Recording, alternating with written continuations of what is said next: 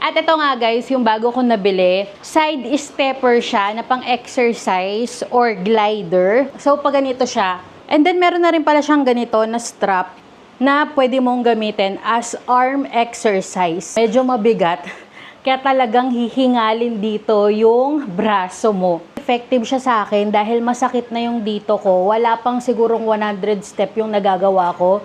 Sobrang sakit niya na. Meron siyang pang-count ng calorie at saka ng step mo kung ilan na para ma-monitor mo din kung ilan na yung nagagawa mo na step. Pag nararamdaman mo na yung pain, it means nagiging effective siya. Tapos ito pa, ang hirap niyang iganon, mabigat siya. So para ka na rin nag-dumbbell. Less than 2,000 pesos lang to, meron ka ng ganito oh. Space saver pa siya kasi maliit lang siya. Pwede mo siyang ilagay sa ilalim ng lamesa nyo. Yung quality niya yung parang mabibili mo sa mall. Super duper ma-recommend ko, lalo na kung tamad kayong mag-exercise, alam mo yon.